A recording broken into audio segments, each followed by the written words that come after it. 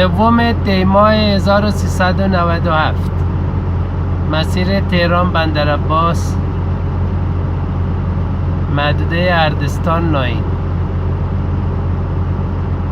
اینم که میبینید وضعیت جاده خالی، هیچ کی نیست.